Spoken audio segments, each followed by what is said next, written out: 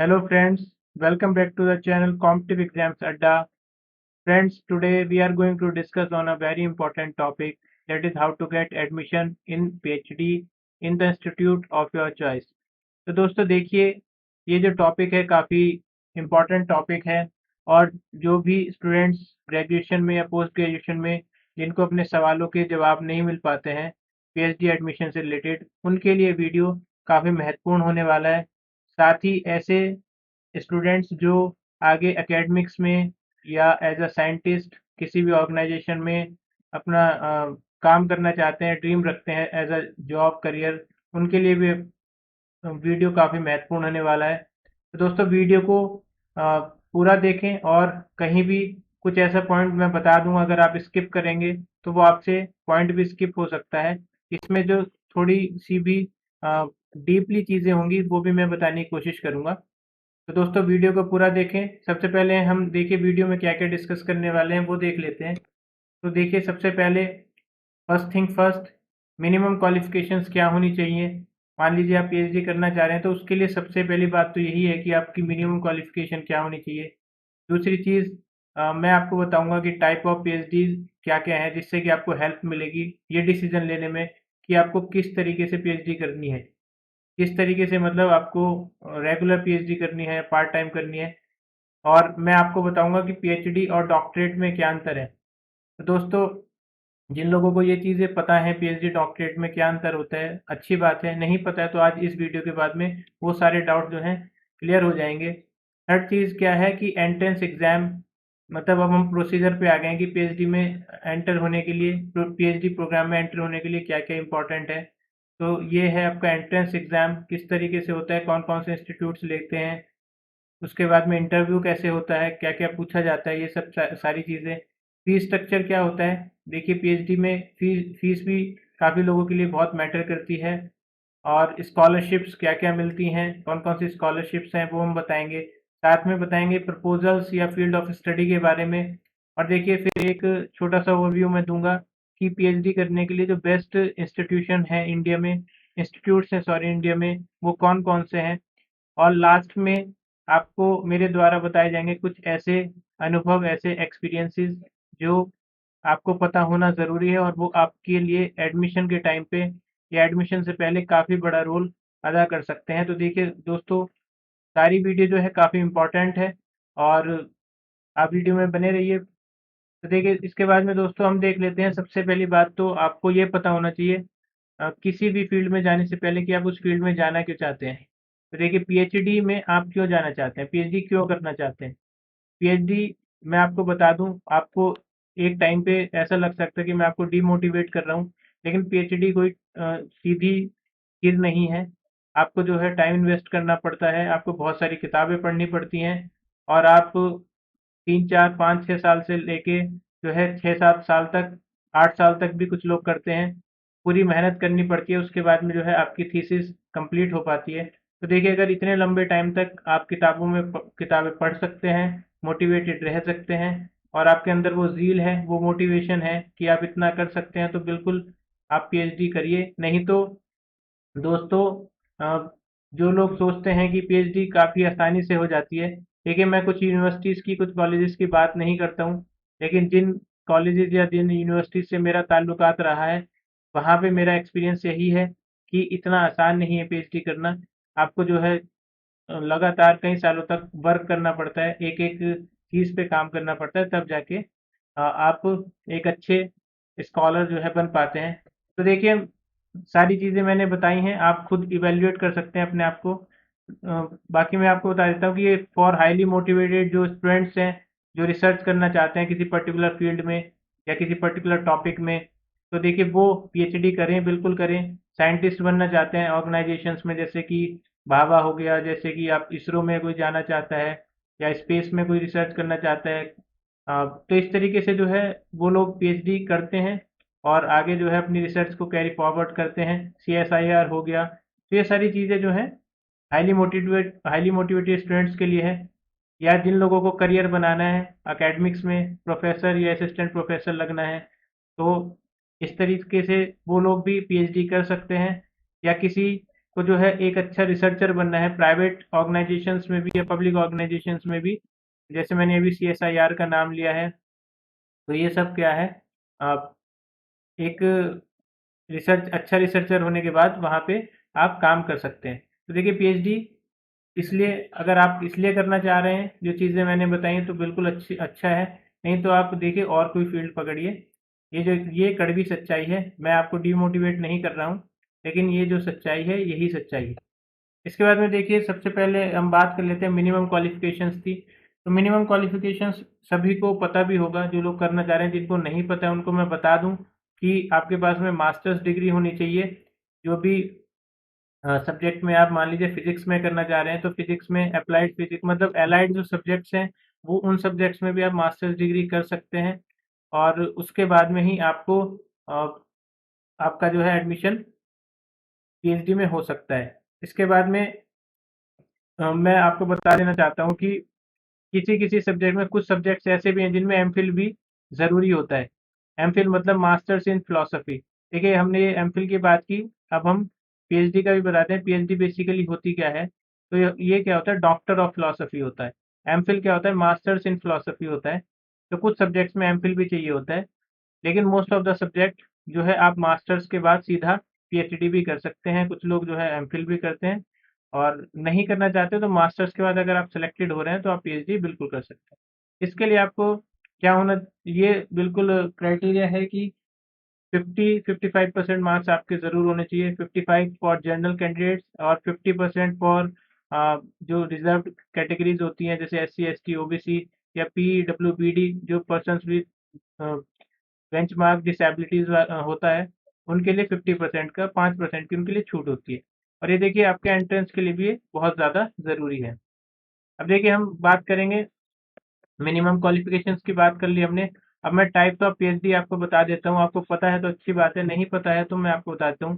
देखिए, full time PhD होती है, जिसको रेगुलर पीएचडी भी कहते हैं। ये आपको किसी भी इंस्टीट्यूट में जब प्रोवाइड की जाती है, तो आपको वहाँ पे कुछ छुट्टियों को छोड़ के, कुछ गवर्नमेंट की छुट्टियों को छोड़ के, वहाँ पे आपको बिल्कुल रहना पड़ता है, रेसिडेंस में रहना पड़ता है, और आपको फुल टाइम पीएचडी आपकी अपनी कंडक्ट करनी पड़ती है। तो देखिए, फुल टाइम पीएचडी होती है, और जो मिनिमम ड्यूरेशन होता है पीएचडी का, वो मैं आपको बता दूं 3 साल होता है। इसके बाद में वो आपके ऊपर होता है और आपके गाइड के ऊपर होता है कि आपका कोर्स वर्क किस तरीके से हो रहा है, और आपकी थीसिस में कितना टाइम लग रहा है। वो सारी चीज़ें मैटर करती हैं। इसके बाद में देखिए, पार्ट टाइम में क्या होता है बेसिकली, जो लोग रेगुलर नहीं कर सकते, वर्किंग प्रोफेशनल्स हैं या प्रेग्नेंट वुमेन हैं। मान लीजिए प्रेग्नेंट है कोई लेडी, वो पीएचडी करना चाह रही है, उसको लगता है कि 1 साल मेरा खराब हो जाएगा अगर मैं वेट करूंगी तो इसलिए वो पार्ट टाइम पीएचडी बिल्कुल कर सकते हैं। पार्ट टाइम पीएचडी बहुत सारे इंस्टीट्यूट्स कराते हैं। इसके बाद में देखिए, ऑनलाइन पीएचडी बेसिकली क्या होती है? ये basically completion of an online PhD results in significant improvement career prospects. तो देखिए, जैसे कि कोई ऐसा कोर्स है जो फॉरेन में हो रहा है, लेकिन हम लोग इंडिया से नहीं जा सकते।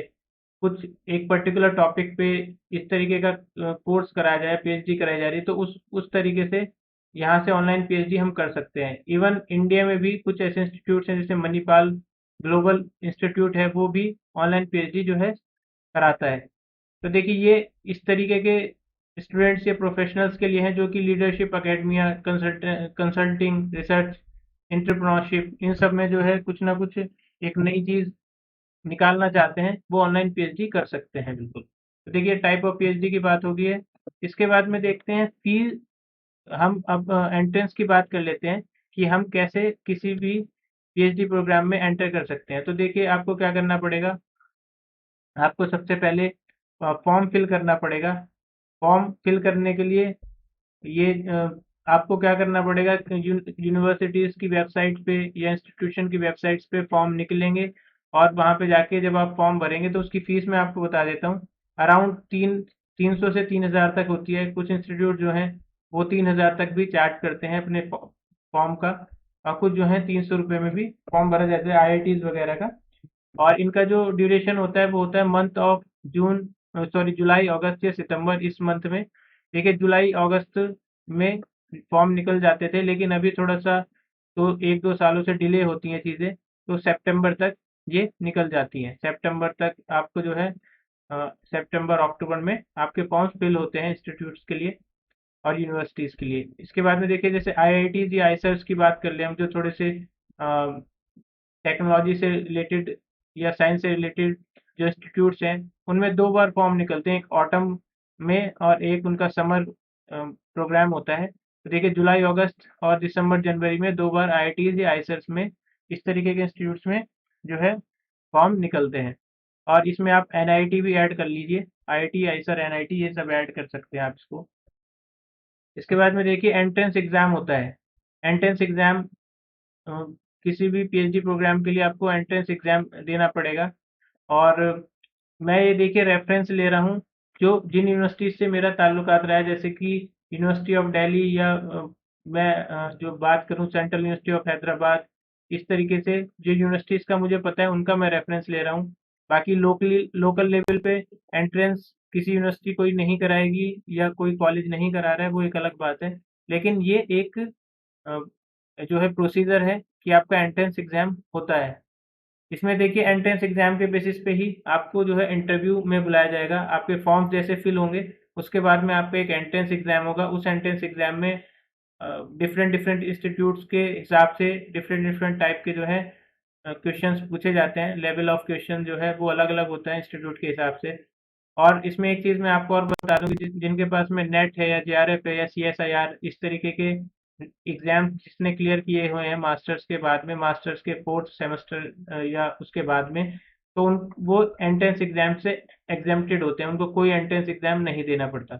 तो देखिए ये भी जो लोग नेट या जेआरएफ जिन्होंने नहीं निकाला है, वो पहले से ही ध्यान रखें कि अगर वो नेट, जेआरएफ या सीएसआर इस तरीके के एग्ज़ाम्स निकाल लेते हैं, तो आपको एंट्रेंस नहीं देना पड़ेगा। क्योंकि एंट्रेंस भी देखिए काफ़ी हार्ड होता जा रहा है ईयर बाय ईयर। और ये एंट्रेंस की जिसकी मैं रेफरेंस ले रहा हूँ, ये किस नाम से होते हैं, जैसे Delhi university entrance exam for PhD, इस तरीके से आप कॉलेजेस की या यूनिवर्सिटीज़ की वेबसाइट पे जाके आप देख सकते हैं। या डिपार्टमेंट्स की, जैसे कि बड़ी यूनिवर्सिटीज़ होती हैं उनके डिपार्टमेंट्स अलग होते हैं और उनके कॉलेजेस जो हैं अलग होते हैं, तो उसमें जो है आप सॉरी डिपार्टमेंट्स की वेबसाइट अलग होती है और जो यूनिवर्सिटी की वेबसाइट है उस पे भी इस तरीके के जो नोटिफिकेशंस हैं वो नोटिफाई होते हैं और डिपार्टमेंट वेबसाइट पे भी नोटिफाई होते हैं।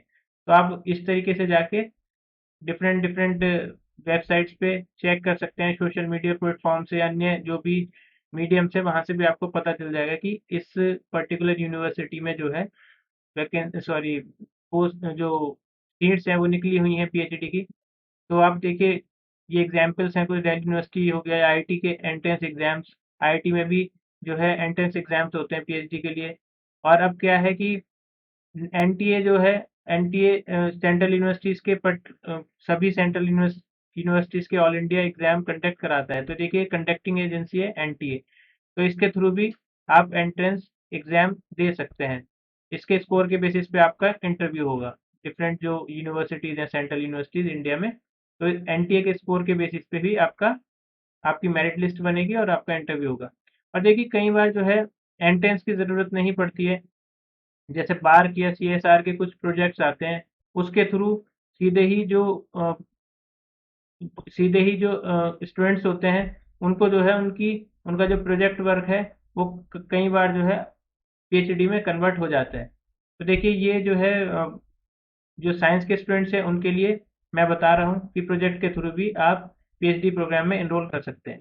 इसके बाद में देखिए इंटरव्यू, इंटरव्यू देखिए सबसे इम्पोर्टेंट थिंग होती है, most important thing for the whole procedure है इंटरव्यू। आपने सारी चीज़ें करी, आपने फॉर्म भरा, सब कुछ किया, लेकिन इंटरव्यू की तैयारी आपने नहीं की है, तो आप कोई फ़ायदा नहीं है। आपने 3000 का फॉर्म भी भरा है, तो इसका मतलब ये नहीं हो जाता कि आपको पीएचडी सीट मिल जाएगी। तो देखिए इंटरव्यू सबसे सबसे ज़्यादा इम्पोर्टेंट स्टेज है और ये जो है एंट्रेंस जब हो जाएगा उसके बाद स्क्रीनिंग होगी और मेरिट लिस्ट के थ्रू आपको बुलाया जाएगा। मेरिट लिस्ट के थ्रू आपको इंटरव्यू में बुलाया जाएगा। और ये चीज़ में मैं आपको क्लियर कर दूँ कि एंट्रेंस देने के बाद में अगर आपके मार्क्स कम हैं तो ज़रूरी नहीं है कि आप मेरिट लिस्ट में ही आएँगे। तो देखिए ये स्क्रीनिंग होगी और फिर मेरिट लिस्ट बनेगी, उसके बाद आपको इंटरव्यू के लिए बुलाया जाएगा। और इसमें कई सारी इंटरव्यू देखिए काफ़ी इसमें चीज़ें क्या हैं, काफ़ी फ्लेक्सिबल चीज़ें हैं। तो मैं थोड़ा सा उसको बाद में डिस्कशन करूंगा जब मैं बात करूंगा हैक्स की। तो हैक्स में जो है मैं इंटरव्यू के बारे में बताऊंगा। देखिए प्रपोजल यहाँ पे मैटर करता है बहुत ज़्यादा। तो जो लोग ये सोचते हैं कि प्रपोजल हम इस तरीके से एडमिशन हो जाएगा पीएचडी में, वो गलत सोचते हैं। जो अच्छी यूनिवर्सिटीज़ हैं जिनका मैं नाम आगे लूँगा, वो प्रपोजल के बेसिस पे काम करते हैं। और देखिए यहाँ पे आपको प्रेफरेंस भी मिलती है। मान लीजिए आपने जेआरएफ किया हुआ है, नेट आपका क्वालिफाई है, और एक बी कैंडिडेट है उसने नहीं किया ये सब कुछ, तो वहाँ पे आपको प्रेफरेंस दी जाएगी। बाकी मैं कुछ चीज़ें ऐसी बताऊंगा जहाँ पे जो है आप बिल्कुल इन सब चीज़ों को नेगलेक्ट भी कर देंगे, जेआरएफ नेट वेट को भी नेगलेक्ट कर देंगे, तो तब भी आपका एडमिशन होगा। ये मैं एंड में बताऊंगा वीडियो में। इसके बाद में देखिए फी स्ट्रक्चर क्या होता है पीएचडी का। तो इसमें देखिए मैंने सारी यूनिवर्सिटीज़ का जो है देखी है फीस लगभग लगभग। तो पब्लिक यूनिवर्सिटी जो है वो 5,000 रुपये पर सेमेस्टर है, पर ईयर से लेके 60,000 रुपये तक जाती हैं। पब्लिक यूनिवर्सिटी मतलब गवर्नमेंट ओन्ड जो यूनिवर्सिटीज़ हैं, सेंट्रल यूनिवर्सिटीज़ हैं, जैसे कि दिल्ली यूनिवर्सिटी हो गया, इस तरीके से जो यूनिवर्सिटीज़ हैं, या हैदराबाद यूनिवर्सिटी, उनकी जो फीस है बहुत कम होती है। और अराउंड 5,000 से 60,000 तक पर सेमेस्टर या पर ईयर तक उनकी फीस जाती है। जबकि प्राइवेट जो इंस्टीट्यूट्स हैं उनकी मैंने चेक की है, तो अप्रॉक्सीमेटली 15-20 हज़ार से 2 लाख तक भी उनकी फीस है। तो देखिए आप मान के चलिए कि पब्लिक यूनिवर्सिटी से आपको करना है कि प्राइवेट से करना है, वो आप अपने बजट के हिसाब से भी इसको चूज कर सकते हैं। इसके बाद में देखिए स्कॉलरशिप एक बहुत बड़ा जो है काफ़ी हैप्पीनेस भी मिलती है। स्कॉलरशिप जिन लोगों को मिलती है, हैप्पीनेस इन द सेंस कि फिनेंशियल हैप्पीनेस मैं कह सकता हूँ उसको। और ये स्कॉलरशिप जो है काफ़ी काफ़ी सारी स्कॉलरशिप्स हैं जो इंडिया में इंट्रोड्यूस्ड है। जैसे कि आप अगर यूजीसी नेट जेआरएफ का एग्ज़ाम क्लियर करेंगे, वहाँ पे आपको फेलोशिप मिलेगी, जूनियर रिसर्च फेलो जेआरएफ जिसको कहते हैं। प्राइम मिनिस्टर रिसर्च फेलोशिप मिलेगी। एमएनएफ भी एक फेलोशिप है, मौलाना आज़ाद नेशनल फेलोशिप है ओबीसी के लिए। एक बीआईएफ करके फेलोशिप है, विजन इंडिया फाउंडेशन। एक फेलोशिप का नाम है full bright Nehru doctoral research fellowship. NCERT doctoral fellowship, CSR fellowship. तो देखिए फेलोशिप काफ़ी सारी हैं। इंस्पायर की फेलोशिप होती है, डीवीटी जेआरएफ फेलोशिप है, आईसीएचएफ जो है आईसीएचई ये जेआरएफ फेलोशिप है। और देखिए जो कैटेगरीज के स्टूडेंट्स हैं उनके लिए अलग अलग फेलोशिप होती है, जैसे एससी एसटी ओबीसी, ये सब अलग अलग फेलोशिप उनको मिलती है। और देखिए इसके बाद में देखिए अगर आपको इस तरीके की फेलोशिप, इनके लिए आपको एग्जाम्स क्लियर करने पड़ते हैं। और मान लीजिए आप अगर आईआईटीज़ या आईसर में सेलेक्ट हुए हैं, तो आईआईटीज़ और आईसर का जो है और भी जो टेक्निक से जुड़े हुए इंस्टीट्यूट्स हैं उनका फ़ायदा ये है कि उनको सीधा गवर्नमेंट फंड करता है और इंस्टीट्यूट फेलोशिप में मिलती है। इंस्टीट्यूट की फेलोशिप मिलती है। आपने जो है जैसे आईआईटीज़ में तो क्राइटेरिया है नेट का। अगर आपने नेट क्लियर किया है तभी आप फॉर्म भर सकते हैं पीएचडी के लिए। तो आप बिल्कुल, और आईसर में भी यही क्राइटेरिया है, आपने अगर नेट क्लियर किया है तो तभी आप आईसर का फॉर्म भर सकते हैं। तो देखिए अगर नेट आपने क्लियर किया है लेकिन जेआरएफ आपका नहीं है, तो भी आपको इंस्टीट्यूट की फेलोशिप मिलेगी। इसके साथ में मैं आपको जोड़ दूं, कुछ इंस्टीट्यूट जो हैं वो अपनी टॉपर फेलोशिप भी देते हैं, मतलब अपने बेसिस पे ही फेलोशिप भी देते हैं। पंजाब यूनिवर्सिटी है, पंजाब यूनिवर्सिटी में जिसने एंट्रेंस में फर्स्ट रैंक प्राप्त करता है, सेकंड रैंक प्राप्त करता है, उसको टॉपर फेलोशिप दी जाती है। मान लीजिए फर्स्ट रैंकर ने जो है ज्वाइन नहीं किया, तो सेकंड वाले को टॉपर फेलोशिप मिलेगी। और इसके बाद में मैं एक चीज़ और इसमें ऐड कर देता हूँ कि जैसे यूनिवर्सिटी ऑफ दिल्ली है, वहाँ पे अगर आप पीएचडी में एनरोल्ड होते हैं तो वहाँ भी आपको नॉन नेट, अगर आपका नेट भी नहीं है तब भी आपको लगभग 8-9 हज़ार रुपये महीने के वहाँ पे मिलते हैं। इसके साथ ही हैदराबाद यूनिवर्सिटी है, उसमें भी इसी तरीके का प्रोसीजर है कि आपका नेट नहीं है तब भी आपको 8-9 हज़ार रुपये आपको दिए जाते हैं पीएचडी प्रोग्राम में। तो देखिए दोस्तों ये मैंने बात की है स्कॉलरशिप के बारे में। इसके बाद में मैं आपको बता देता हूँ। देखिए एक क्वेश्चन हमारा रह गया है कि डॉक्टरेट और पीएचडी में क्या अंतर होता है। तो देखिए मैं आपको बता दूं कि डॉक्टरेट जो है बेसिकली रिसर्च ऐसे फील्ड्स में होती है जहाँ पे थोड़ा प्रैक्टिकल चीज़ें अप्लाई होती है। मान लीजिए जैसे एनसीईआरटी है, एनसीईआरटी डॉक्टर फेलोशिप देता है, तो वो इसलिए देता है कि आप जाएं प्रैक्टिकली देखें कि बच्चों को क्या चाहिए। जैसे एनसीईआरटी जो है खुद कंडक्ट कराता है इस तरीके की रिसर्च, तो उन रिसर्च को हम डॉक्टरेट फेलोशिप कहेंगे जो प्रैक्टिकली चीज़ें करती हैं, जबकि थ्योरेटिकल या फंडामेंटल जो एक नॉलेज का क्राइटेरिया है वो आपका किस में रहेगा, वो आपका रहेगा पीएचडी में। तो एक एक बहुत छोटा सा अंतर है। और कई बार जो है इनको इंटरचेंज इंटरचेंज भी इनको यूज़ किया जाता है वर्ड्स को। डॉक्टरेट के लिए पीएचडी भी यूज़ कर दिया जाता है और पीएचडी के लिए डॉक्टरेट भी यूज़ कर दिया जाता है। तो अंतर है सिर्फ प्रैक्टिस का। प्रैक्टिस अगर आप प्रैक्टिकली कर रहे हैं तो डॉक्टरेट, नहीं तो थ्योरेटिकल कर रहे हैं तो पीएचडी। रिसर्च दोनों में होती है और थोड़ा इंस्टीट्यूट्स का फ़र्क है। आप यूनिवर्सिटी में जाके या किसी इंस्टीट्यूट में जाके अगर थ्योरेटिकल रिसर्च कर रहे हैं तो आप पीएचडी कहलाएँगे, जबकि किसी पर्टिकुलर चीज़ के लिए फील्ड में जाके या प्रैक्टिस में जाके आप कर रहे हैं तो उसको डॉक्टरेट कहेंगे। इसके बाद में देखिए दोस्तों, एक काफ़ी बड़ा जो सवाल रहता है स्टूडेंट्स के बीच में कि जो लोग आगे परस्यू करना चाहते हैं पीएचडी की, कौन सा इंस्टीट्यूट जो है बेस्ट रहेगा हमारे लिए। तो देखिए हर इंस्टीट्यूट की मैं यहाँ पे कंपैरिजन नहीं करूँगा और आने वाली कुछ वीडियोस में इस तरीके की कंपैरेटिव वीडियोस बना देंगे, लेकिन अभी जो है कंपैरिजन नहीं करेंगे हम, क्योंकि हर इंस्टीट्यूट या हर यूनिवर्सिटी का एक अपना जो है प्रॉज एंड कॉन्स ज़रूर रहते हैं। जैसे कि मैं बात करूँ यूनिवर्सिटी ऑफ दिल्ली की, तो वहाँ पे जो है आपको काफ़ी वाइड रेंज ऑफ ऑडियंस मिल जाएगा, वाइड रेंज ऑफ पीपल मिल जाएंगे। और इसी तरीके से जेएनयू में है, जेएनयू में वैरायटी बहुत ज़्यादा है और जो को करिकुलम एक्टिविटीज़ हैं वो भी आपको बहुत ज़्यादा मिल जाएंगी। जैसे यूनिवर्सिटी ऑफ दिल्ली में आपको स्पोर्ट्स और एक अच्छा जो है ऑडियंस, ये सब चीज़ें आपको मिल जाएंगी अच्छी यूनिवर्सिटीज़ में।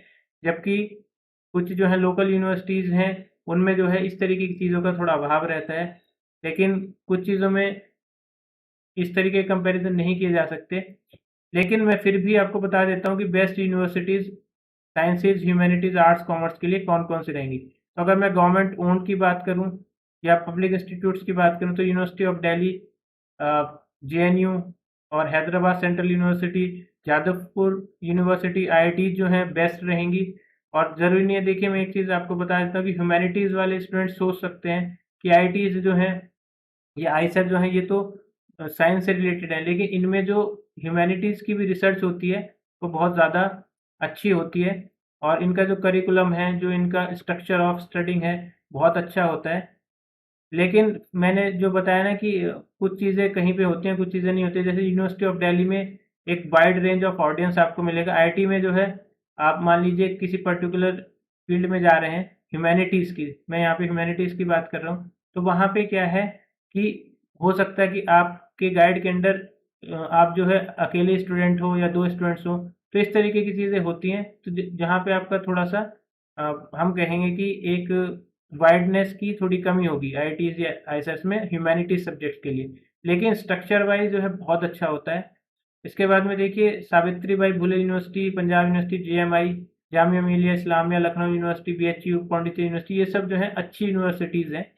प्राइवेट में एलपीयू आप मान सकते हैं, Chandigarh university, Vellore university, Sharda, Amethi, Manipal, BITS Pilani, और ये सब यूनिवर्सिटी जो है काफ़ी अच्छी यूनिवर्सिटीज़। तो इनमें आप अगर प्राइवेट में सोच रहे हैं तो इन यूनिवर्सिटीज़ में आप एडमिशन्स ले सकते हैं। और अगर गवर्नमेंट ओन में सोच रहे हैं तो आपको मैंने बता ही दिया है कि आईआईटीज़, आईएसएफ या जो university of Delhi, JNU, Jadavpur, ये यूनिवर्सिटी जो है काफ़ी अच्छी हैं। बीएचयू काफ़ी अच्छी यूनिवर्सिटी है, तो इनमें आप एडमिशन ले सकते हैं। अब देखिए जो पूरा जो कंक्लूजन है वीडियो का, वो मैं दोस्तों आपको बता देता हूँ। और कंक्लूजन ये है कि किस तरीके से आप कुछ हैक्स को अडॉप्ट करके या मेरी कुछ एक पर्सनल एक्सपीरियंस से, एडवाइस से जो है आपके जो है बिल्कुल काम आएगी। आपको जो है आसानी से पीएचडी में एडमिशन मिल सकता है। तो देखिए ये हैक्स क्या है, ये एडवाइस क्या रहेगी कि सबसे पहली बात तो ये है कि थोड़ा पहले सोचना शुरू करिए। आप पहले सोचें कि अगर आपको पीएचडी करनी है तो आपको क्यों करनी है, इस बारे में थोड़ा पहले सोचना शुरू करिए। ये नहीं है कि आप अ, बाद में सोचना शुरू कर रहे हैं, जब बिल्कुल एंड टाइम पे पीएचडी आपके सर पे है तब आप सोचना शुरू करेंगे, तो कहीं न कहीं आपका जो साल है वो वेस्ट हो जाएगा। इसलिए देखिए सबसे पहले सोचना शुरू करिए। दूसरी बात जो मैं मेन चीज़ कहूँगा, आप अपने मास्टर्स के दौरान ही थोड़ा-थोड़ा अपना टॉपिक के बारे में सोचना शुरू करेंगे और अपना प्रपोज़ल बनाना शुरू करेंगे। प्रपोज़ल कैसे बनता है ये सब चीज़ें हम किसी और वीडियो में बताएँगे, लेकिन आपको मैं बता देता हूँ कि प्रपोज़ल बेसिकली एक इस तरीके का जो है प्रीफेस होता है कि आप क्या करना चाह रहे हैं, किस टॉपिक पे काम करना चाह रहे हैं। तो सबसे पहले आप ध्यान रखेंगे कि प्रपोजल आप बनाना शुरू कर देंगे पहले से ही। तो ये सबसे पहले आपके लिए एक हैक रहेगा। ये कई लोगों के 95% जो स्टूडेंट्स रहते हैं उनको नहीं पता होता है, वो नहीं बनाते हैं। तो प्रपोजल आप बनाना शुरू करिए। दूसरी चीज़ है, सबसे इम्पॉर्टेंट चीज़, देखिए आपकी पीएचडी जर्नी में, आपके सिलेक्शन में आपके सुपरवाइज़र का बहुत बड़ा रोल होता है। इंटरव्यू के टाइम पे अगर आपको किसी जो सुपरवाइज़र हैं आपकी फील्ड के, जिसका टॉपिक आप लेके गए हैं, आपका प्रपोजल जो है वो समझ में आ जाता है, पसंद आ जाता है, तो फिर वो आपका एडमिशन होना पक्का है। तो इसलिए देखिए मैं यही चीज़ आपको बताना चाह रहा हूँ कि पीएचडी एडमिशन से पहले ही, जब तक आपने फॉर्म भी नहीं भरे हैं, आप जाइए, जो भी आपकी ड्रीम यूनिवर्सिटी, मान लीजिए आईआईटी है या कोई भी यूनिवर्सिटी है, उसके अपने डिपार्टमेंट के उस डिपार्टमेंट की जो है वेबसाइट पे जाइए, वहाँ पे देखिए कि कौन सा सुपरवाइज़र जो है, कौन सा टीचर आपके टॉपिक पे काम कर रहा है या उसकी इंटरेस्टिंग फील्ड वो है। तो उसमें जाके आप जो है उस सुपरवाइज़र से फिर कांटेक्ट करिए ईमेल के थ्रू। बहुत ही फॉर्मल तरीके से आप कांटेक्ट करेंगे कि sir I am this and this and I want to pursue, I am very interested in this topic and I want to pursue PhD in this topic and I have seen your field of interest, so that's why I have contacted you. और उनको जो है वो आपसे proposal की मांग करेंगे, आपसे जैसे ही बात करेंगे। तो देखिए वो आपको काफ़ी एक प्लस पॉइंट आपके इंटरव्यू में देगा। और आप काफ़ी टाइम पहले से सुपरवाइज़र को बात कर रहे होंगे, तो अगर सुपरवाइज़र ने आपको एश्योर कर दिया कि वो आपको अपने अंडर ले लेगा, तो फिर आपको जो है इंटरव्यू में आपका सिलेक्शन होना बिल्कुल तय है। तो देखिए ये दो चीज़ें मैं बहुत इंपॉर्टेंट कहूँगा। प्रपोजल आप अपना बना के रखिए, अच्छा सा प्रपोजल, आप उसका क्या फॉर्मेटिंग होती है सब अच्छे से बना के रखिए, क्योंकि देखिए फॉर्मेटिंग की बहुत ज़्यादा इम्पोर्टेंस होती है आपके पीएचडी की जर्नी में। जब से आपका एडमिशन नहीं होता तभी से, जब से आप प्रपोजल बनाना शुरू कर देते हैं तब से ही बहुत ज़्यादा इंपॉर्टेंस हो जाती है। और आपका स्ट्रक्चर देख के ही कई बार आपके सुपरवाइज़र इम्प्रेस हो जाते हैं। इसके बाद में देखिए आपको जो है खुद रिसर्च करनी पड़ेगी अपनी फील्ड पे। फील्ड इन द सेंस कि आपके जो जिस पे आप रिसर्च करना जा रहे हैं उसमें रिसेंटली क्या वर्क चल रहा है, क्या उसका लिटरेचर है। तो थोड़ा सा आप 1 घंटा दिन का देंगे तो आपके लिए काफ़ी ईजी हो जाएगा एडमिशन लेना। और इंटरव्यू के लिए मैं कहूँगा कि अपने आंसर्स को वेरी क्लियरली रखें, मीनिंगफुल रखें। और उसके लिए क्या है, आपको पहले से ही तैयारी करनी होगी। 95% जो स्टूडेंट्स हैं वो इंटरव्यू के टाइम पे ही 2-4 दिन तैयारी करके इस एडमिशन लेने की सोचते हैं, लेकिन उस टाइम पे फिर क्या होता है, रिजेक्शन हो जाता है, क्योंकि सीट्स जो हैं पीएचडी में लिमिटेड है और आज के टाइम पे सीट्स मिलना बड़ा मुश्किल हो गया है। तो दोस्तों इसलिए मैं कहता हूँ कि आप पहले प्रपोज़ल आप अपना पहले एडवांस में रखें, सुपरवाइज़र को ज़रूर कांटेक्ट करें, बहुत ही फॉर्मल। आपको जो है ऐसा लगेगा कि सुपरवाइज़र इंटरेस्ट नहीं ले रहा, लेकिन आप फिर भी कोशिश करते रहें, हम्बली कोशिश करते रहें, और उसी हिसाब से फिर आपका एडमिशन पक्का, चाहे आप आईआईटीज़ में लेना चाहते हैं और चाहे आप किसी यूनिवर्सिटी में लेना चाहते हैं। साथ ही दोस्तों एक एडवाइस ये रहेगी कि पहले से ही सोचना शुरू करें, मास्टर्स के फर्स्ट ईयर से ही आप ये सोचना शुरू कर दें कि आपको नेट क्वालिफाई करना है या जेआरएफ क्वालिफाई करना है। तो इससे देखिए आप काफ़ी ज़्यादा इम्प्रेशन बनता है और आपके आने वाले टाइम में आपको एक फेलोशिप का भी ज़रिया आपका बन जाता है। जैसे कि मैं आपको बता दूं कि अगर आपने नेट जेआरएफ क्लियर करते हैं आप, यूजीसी वाला जो एनटीए अभी कंडक्ट करा रहा है, तो इसमें अराउंड आपको 31,000 रुपये मिलते हैं, साथ में आपको एचआरए भी मिलता है, तो आपके लगभग 35,000 रुपये आपको मिलते हैं। तो इसी तरीके से स्कॉलरशिप का भी काफ़ी बड़ा रोल होता है पीएचडी में आपकी।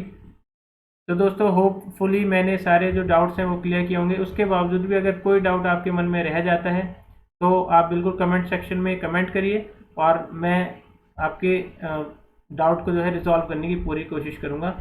Thank you, all the best.